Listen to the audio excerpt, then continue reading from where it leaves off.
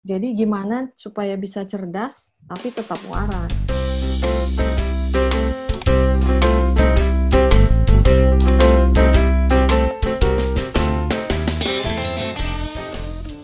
Selamat siang sahabat literasi. Kita kembali bertemu dengan kami untuk diskusi tentang penyemangat agar kita mau sekolah, studi lebih baik, lebih tinggi, begitu ya. Nah, kali ini kita akan diskusi dengan seorang yang luar biasa, yaitu Dr. Sofna Dewitasari Banjarnahor, MBC ya, MBC. Oke. Nah, beliau seorang awardee atau penerima beasiswa dari satu lembaga, nanti kita dengar ceritanya. Nah, beliau ini saat ini sedang ada di mana? Mari kita sama dulu. Selamat siang, Mbak Sofna. Selamat pagi waktu Jerman. Oh, sekarang di Jerman ya? Nama saya Sofna. Iya, sekarang saya posisi di Jerman. Tepatnya di mana? Di kota Nuremberg. Nuremberg ya. Itu berapa lama, berapa jauh dari ini? Dari kota mungkin ibu kota negara? Kalau dari Berlin dengan kereta itu 6 jam. Oh, 6 jam. Kalau dari Frankfurt 2-3 jam. 2-3 jam ya. Oke. Iya. Nah, kalau boleh tahu nih, Mbak Sofna saat ini studi di mana, lalu ambil prodi apa nih? Karena kita berharap nanti teman-teman sahabat literasi akan tertarik mungkin mengikuti jejaknya Dr. Sofna ini. Monggo. Waduh. Sekarang saya sedang menempuh studi S3 di Universitas Friedrich Alexander Erlangen, Nuremberg, mengambil jurusan farmakologi klinis. Jadi lebih ke eksperimental dan klinikal farmakologi. Oke, eksperimental farmakologi ya. Itu ada kaitannya nggak untuk penemuan obat-obatan begitu?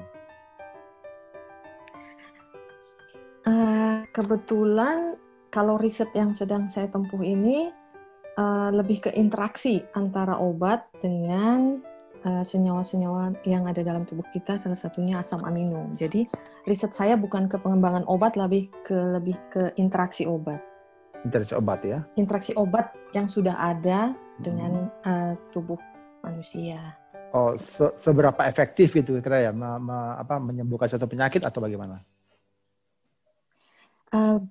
Seberapa jauh interaksi obat-obat yang sudah ada itu dengan dalam topik saya ini dengan penyerapan asam amino. Asam amino ya? Nah, itu dia. Topik saya itu lebih ke situ. Oke. Nah, kalau boleh tahu dong nih, kira-kira udah berapa lama nih studi di sana? Lalu kok mau sih pilih itu, kan kayaknya sesuatu yang wow, saat ini kan orang itu luar biasa ya, bisa menemukan riset-riset seperti itu. Temuan-temuannya pasti juga bombastis ya. Artinya itu kan sesuatu yang mungkin dalam impian banyak orang itu, wah pengen banget nih gitu. Berapa lama udah studi dan kenapa pilih kampus itu? Kalau di Jerman ini udah masuk tahun keempat. Ya udah di ujung risetnya lah. Sedang proses konfirmasi data-data. Risetnya sedang dalam tahap konfirmasi data-data. Dan tahap menulis. Kenapa memilih ini? Ceritanya panjang ya. Kalau kita tanya kenapa alasan seorang ada di satu tempat, itu ceritanya pasti panjang. Kenapa memilih riset ini? Awalnya saya itu tertarik lebih ke toksikologi, lebih ke ilmu-ilmu yang meracuni tubuh gitu, lebih ke toksikologi. Terus searching, mencari-cari profesor dengan topik yang saya berminat di situ. Saya sudah korespondensi dengan beberapa profesor, sudah sampai tahap-tahap wawancara, menanyakan ketertarikan dan segala macam. Kebetulan bidang yang benar-benar saya tertarik itu, toksikologi itu ada di salah satu universitas di Berlin. Tapi mereka meminta seseorang yang lebih kuat di bidang biologi molekuler. Nah, kebetulan S2 saya itu nggak terlalu kuat di bidang biologi molekuler untuk experience-nya. Dia minta seseorang yang lebih 90% lah ke arah sana, sementara saya background-nya itu masih ya 50%. Jadi waktu itu nggak jadi ke sana. Terus saya menemukan profesor dan topik ini yang saat ini. prodi yang sedang saya jalani.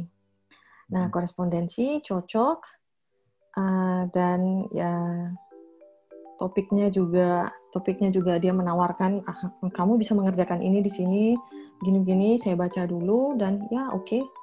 Lebih tertarik karena lebih ke basic. Saya tuh lebih senang riset yang benar-benar dasar. Jadi benar-benar basic science-nya. Misalnya kita nggak bisa mengembangkan obat kalau kita nggak tahu sebenarnya proses patologi atau proses patologi di tubuh itu bagaimana gitu. Nah itu lebih. Jadi akhirnya memutuskan ya ngambil prodi dan riset yang sekarang saya sedang jalani. Udah 4 tahun ya, udah hampir 4 tahun ya. Iya. Berarti itu mudah-mudahan pas segera lulus ya. Siap. Nah kalau boleh tahu nih, wah ini kan studi di Jerman itu kan orang berpikir ya, itu studi yang luar biasa, apalagi Jerman kan juga termasuk salah satu negara maju. Itu berarti dapat funding kah atau bagaimana nih Mbak Sofna? Untuk studi di Jerman, saya dapat beasiswa, puji Tuhan, dari LPDP. Oke. LPDP yang Lembaga Pengelola Dana Pendidikan ya? Ya, Lembaga Pengelola Dana Pendidikan. Oke. Itu dapat yang untuk program doktor luar negeri ya? Ya, program doktor luar negeri, benar. Oke. Itu di LPDP dibatasin waktu nggak itu Mbak Sofna? Kan kalau saya dengar informasinya itu untuk dokter itu 4 tahun ya? Atau bagaimana nih? Berarti pas dong Mbak Sofna nih? Ya, dari LPDP udah ditetapkan bahwa program doktor itu yang dibiayai itu 4 tahun. Jikapun ada perpanjangan masa studi, maka hanya maksimal 6 bulan. Nah, saya tahun keempat dan bertepatan dengan ya pandemi global. Segala macam aspek menjadi sangat-sangat terhambat, termasuk kegiatan riset di lab. Dan ini juga saya juga mengajukan perpanjangan dan puji Tuhan lagi di ACC LPDP karena alasan-alasan yang bisa saya justifikasi. Oke. Jadi ada blessing in disguise ya, luar biasa ya. Iya. Jadi pandemi ini ternyata memberikan juga dampak positif ya bagi teman-teman yang memang mungkin terkendala. Nah kalau boleh cerita sedikit ini, berarti kan LPDP tahun berapa ya Mbak Sofna masuk ini dapat beasiswa itu? Dan sedikit dong tipsnya gimana dapatin dulu? Saya award di LPDP tahun 2016. Ya, oke. Gimana dulu cara dapatinnya?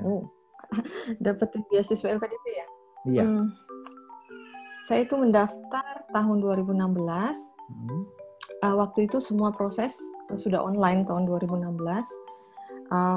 Ya proses mendapatkannya mulai dari proses mendaftar ya. Proses waktu itu semua online, saya mendaftar, saya merasa saya memenuhi syarat-syarat, baik secara akademik, secara syarat-syarat kependudukan, ya dia juga kan mensyaratkan akademik, kependudukan dan kesehatan ya. Saya merasa saya memenuhi syarat dan saya punya niat untuk studi, saya punya motivasi yang cukup, saya punya syarat-syarat yang cukup, maka saya mendaftar, mengikuti proses seleksi berkas, dinyatakan lolos, terus mengikuti proses wawancara dan psikotes, dinyatakan lolos, dan terus mengikuti proses persiapan keberangkatan. Nah, lebih ke bagaimana cara mendapatkannya. Pertama mungkin ya memang ya puji Tuhan lagi berkat ya. Saya sudah mengusahakan yang menurut saya terbaik. Dan proses seleksi ada di LPDP dan dinyatakan lulus. Jadi, jadi di mana sebenarnya proses mendapatkannya itu ya lebih ke usaha dan doa lah kali ya. Dan memang udah berkat gitu. Apa ya? Oke. Artinya memang kita tetap persiapan yang terbaik ya untuk mencapai apa yang kita impikan ya. Proses ini ya. Oke, nah pasti. Berarti kan ketika berangkat ke Jerman gitu, nah ini Mbak Sofna bawa keluarga berarti ya? Itu juga termasuk dalam paket yang ditanggung oleh PDP ya? Iya.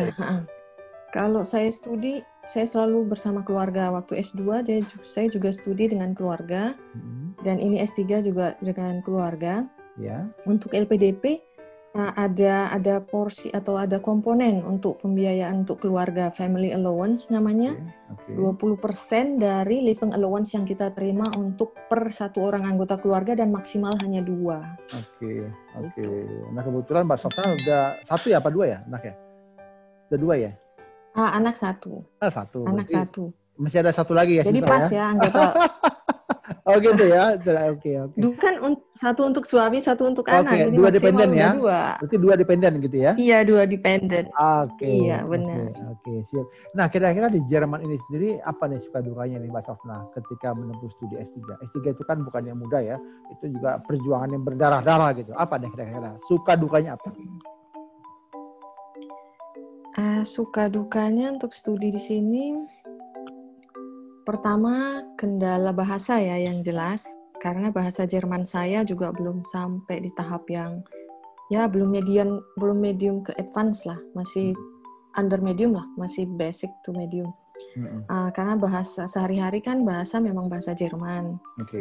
Kendala yang kedua itu lebih ke mungkin budaya ya, perbedaan budaya orang-orang di sini atau masyarakat di sini, sama 2 hal utama itu sih yang lebih banyak cerita dukanya. Nah, saya punya cerita menarik nih soal duka perihal bahasa. Gimana? Silakan. Bukan ya bahasa dan budaya juga sih. Karena kan di Jerman itu orang-orangnya itu relatif lebih dingin. Dibandingkan dengan? Seperti ya dibandingkan dengan interaksi saya dengan orang-orang sebelumnya dan ras-ras dan bangsa-bangsa yang lain lah. Orang Jerman itu relatif lebih dingin ya, sama seperti tim Panzer Jerman lah ya. Lama panasnya kan ya tim Panzer Jerman. Ya betul. Jadi kalau pertengahan babak kedua baru tim Panzer itu mulai panas, agresif di lapangan. Dari awal permainan kan lambat atau kesannya kayak gak ada respon, sama seperti orang-orangnya.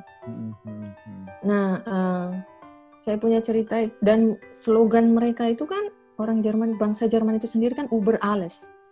Jadi di atas segalanya gitu loh, di atas semuanya. Jadi mereka udah punya slogan itu di diri sendiri bahwa ya mereka di atas segalanya, termasuk untuk orang-orang pendatang. Nah, saya pribadi merasakan itu sendiri. Ada cerita yang mungkin bisa disikapi kayak seperti rasis, tapi ya menurut saya rasis, tapi ya itulah, ini cerita dukanya salah satu yang mau saya sharing lah. Jadi untuk bisa jadi bahan pembelajaran buat yang mana tahu mungkin tertarik untuk studi atau datang ke Jerman. Jadi waktu itu saya ada naik bis. Nah, di bis di sini itu kan sering ada pemeriksaan random check untuk tiket.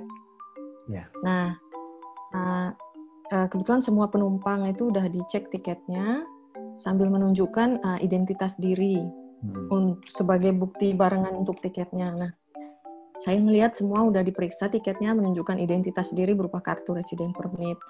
Nah, ketika petugasnya sampai ke giliran saya untuk menunjukkan tiket, saya tunjukkan tiket saya tunjukkan kartu identitas diri saya, lantas dia minta resepas katanya kan, paspor. Terus saya bilang, ini kartu identitas saya, kartu resident permit saya. Ngapain saya harus menunjukkan paspor? Katanya kan, nggak bisa paspor. No, ini cukup menurut saya. Nggak perlu saya menunjukkan paspor. Saya nggak bawa paspor. Ngapain saya bawa paspor? Nggak bisa, kok Ausländer, kok harus bawa paspor.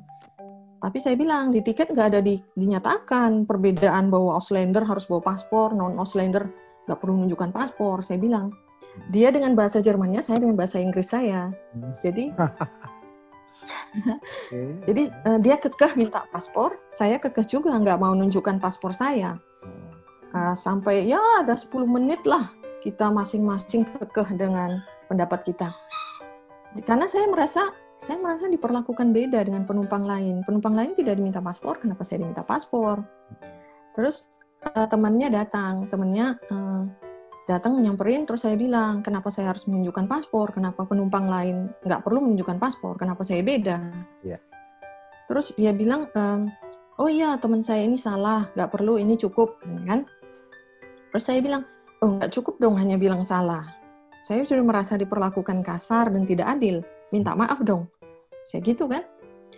Terus dia keberatan minta maaf. Loh, nggak bisa. Kamu harus minta maaf ke saya. Jadi terus akhirnya dia berpikir cukup lama, dia bilang, oke, saya minta maaf. Ya temenmu dong yang minta maaf, temenmu yang lebih bertindak kasar ke saya. Saya bilang gitu kan. Oke, saya minta maaf on behalf of my friend. Katanya, saya minta maaf atas nama teman saya. Ya udah, oke. Ya itu cukup buat saya. Jadi di sini pengalaman saya mengajarkan bahwa mungkin mereka memang merasa ya sedikit merendahkan lah Auslander, membedakan gitu. Iya. Nah untuk kita janganlah merasa rendah diri. Okay. Kalau kita memang benar, ya berani karena benar. Iya. Walau dengan bahasa masing-masing, dia dengan bahasa Jermannya, saya justifikasi dengan bahasa Inggris. Betul. Yang penting ya itu jangan rendah diri, bahwa kita juga sama seperti orang lain posisinya, jangan mau direndahkan orang lain. Itu pembelajaran waktu itu. Dan pembelajaran yang ada di Jerman, karena mungkin pengalaman pribadi saya, mereka memang ya sedikit rasis lah, mungkin karena mereka memang kulturnya tertutup ya, beda dengan bangsa-bangsa lain ya, kita tahu sejarah bangsanya lah. Jadi mereka relatif lebih tertutup ke orang asing. Nah, di situ sih. Artinya kita ketika untuk merespons seperti yang tadi Mbak Sona sampaikan, kita juga perlu mempelajari regulasi mereka begitu ya? Iya benar. Okay. Jadi sebelum kita juga menyatakan argumen kita juga harus punya dasar. Betul. Kan? Jadi bukan sekedar kita bilang pokoknya gitu ya, agak pakai pokoknya gitu ya. Pokoknya kata orang, apalagi kalau pakai kata orang toh. Iya, kata orang gini, nggak bisa. Atau kata Mbak ya tetangga saya gitu ya. Iya. Jauh benar. Iya. Oke. Nah, kira-kira ini dari riset yang sedang Mbak Sofna lakukan nih, boleh nggak diceritakan dalam 2-3 menit? Nah, bagaimana nanti itu? Apakah itu akan memang rencananya untuk dikorelasikan di Indonesia atau seperti apa? Oke, mulai dengan cerita riset saya ya. Riset saya itu lebih ke protein transport. Jadi protein transport ini protein yang ada di tubuh kita, yang terutama di plasma membran. Bahasa umumnya itu lebih ke seperti alat transport, pintu lah, kita ibaratkan pintu dari dunia luar ke dalam sel. Nah, riset saya itu mempelajari pintu ini. Bagaimana pintu ini memasukkan asam amino dari luar ke dalam sel. Nah, sekarang saya sedang mempelajari apakah obat dan asam amino berinteraksi ketika perjalanannya bareng-bareng itu melewati pintu itu, apakah terjadi interaksi. Nah, riset saya kan mempelajari bagaimana kontribusi transport protein ke penyerapan asam amino, terutama arginin, 3 senyawa, ya mungkin terlalu spesifik ya, 3 senyawa yang punya peranan penting dalam penyakit kardiovaskular, penyakit jantung dan pembuluh darah. Oke. Apakah itu bisa diterapkan nggak nanti Indonesia kira-kira? Pembelajaran? Bisa, menurut saya bisa. Bisa banget. Karena kan saya itu kerja di pusat penelitian kimia ya, mengembangkan senyawa-senyawa bahan alam yang ada di Indonesia untuk dikembangkan sebagai obat-obatan. Nah, senyawa-senyawa ini kan senyawa baru. Iya. Ekstrak-ekstrak baru yang masih sedang tahap pengujian apakah aman ataukah efektif. Nah, jika teman-teman nanti di lab, kan beda-beda lab ya di kantor saya itu, teman-teman yang sudah berhasil mengembangkan senyawa-senyawa butuh menguji apakah senyawa ini itu aman, efektif, ataupun setidaknya dalam hal riset saya, apakah senyawa-senyawa ini punya interaksi ataupun efek samping ke fungsi kerja ginjal atau hati. Nah, itu bisa diaplikasikan untuk proses pengembangan obat-obatan atau senyawa-senyawa yang ada di kantor saya sekarang. Jadi benar-benar bisa diaplikasikan. Bisa ya, oke. Berarti ada temannya Mbak Sofna mungkin yang saat ini sedang meneliti juga tentang COVID ya? Karena kan saat ini dunia kan lagi dilanda ini nih COVID. Tentang COVID itu apa ada bidang sendiri lagi nanti ya? Kalau untuk di kantor saya di Indonesia, sekarang ada teman saya yang memang sedang bekerja untuk mempelajari virus. Cuman untuk detailnya saya kurang tahu karena memang jarang gitu. Jadi kalau artinya, di institut saya sendiri sekarang memang karena kami tidak berfokus dengan virus, jadi tidak ada penelitian tentang COVID di institut saya. Gitu. Jadi artinya Mbak Sofna itu khusus untuk ini ya, kardiovaskular ya, saat ini ya risetnya. Iya efeknya. Sebelumnya di mana S2-nya Mbak Sofna? Saya S2 di Australia, di Curtin University. Di Perth? Ya, di Curtin University of Technology di Perth, Australia Barat. Oke. Nah, ini kita mau mendorong nih teman-teman muda nih, sahabat literasi untuk bisa melihat lah bahwa banyak sebenarnya hal yang bisa dikerjakan, apalagi untuk bermimpi untuk studi tinggi begitu ya. Nah, kira-kira nih hal-hal apa yang mau Mbak Sofna sampaikan kepada sahabat literasi supaya mereka juga punya impian bisa tercapai. Apalagi bagi teman-teman saat ini kan makin banyak anak-anak Indonesia makin pintar ya, makin cerdas, makin kritis. Nah, akan lebih baik kalau itu kemudian didukung oleh riset ya, artinya juga studi yang lebih baik gitu. Apa pesannya Mbak Sofna supaya mereka juga tertarik untuk ikut mendaftar beasiswa LPDP atau mungkin beasiswa yang lain? Monggo. Pertama, studi itu penting untuk membuat kita bisa melihat hal dari berbagai sudut pandang. Jadi, untuk anak-anak muda, kalau memang misalnya ada kesempatan untuk sekolah, akan sangat baik jika kita memanfaatkan itu. Jadi kita akan jadi pribadi yang kita lebih bisa berkembang. Gimana bilangnya? Studi itu kan kita tidak hanya belajar dari akademik ya, tapi juga dari kehidupan. Kita menghadapi berbagai macam masalah, mengembangkan kita untuk memecahkan suatu masalah, jadi lebih solutif. Jadi orang yang lebih solutif. Jadi nggak hanya komplain, nggak hanya mengeluh. Aduh, kurang ini nih, kurang itu nih, kurang ini, nggak ada ini, nggak ada itu, nggak ada bisa apa-apa. Tapi studi itu nggak hanya studi sih, tapi salah satunya. Studi itu mengajarkan kita untuk mencari solusi untuk suatu masalah. Sebelumnya kita hanya bilang, aduh banjir nih, macet. Nah, ketika mungkin kita studi atau punya pendidikan yang lebih, salah satunya kita bisa cari tahu apa sih sumber masalah banjir, apa sih sumber masalah macet, kontribusi saya apa sih? Saya bisa ngatasin ini, saya bisa ngatasin ini. Nah, studi itu salah satu cara untuk kita bisa mengembangkan skill, kemampuan kita untuk memecahkan masalah. Jadi Indonesia itu nggak hanya isinya orang-orang yang komplain, mengeluh ke pemerintah, kurang ini, kurang itu, tapi bisa jadi orang-orang yang berkontribusi untuk pemerintah. Saya punya ide ini nih, untuk ini, saya punya ide ini untuk itu. Jadi lebih, jadi untuk anak-anak muda, dan studi itu keluar dari zona nyaman itu membuat kita bisa lebih berkembang lebih baik daripada kita ada di zona nyaman kita. Keluar dari zona nyaman itu membuat kita lebih aware akan sekitar kita. Kita jadi lebih waspada, kita lebih sensitif akan perubahan-perubahan. Hormon danger kita lebih terstimulus. Yang namanya kalau di zona nyaman kan kita gampang, kita mau ke sini, kita udah tahu caranya. Kita mau ini, kita tahu caranya. Tapi ketika kita di luar zona nyaman kita, jadi kita lebih care, lebih sensitif, lebih peduli. Sisi-sisi kemanusiaan kita juga jadi lebih diasah.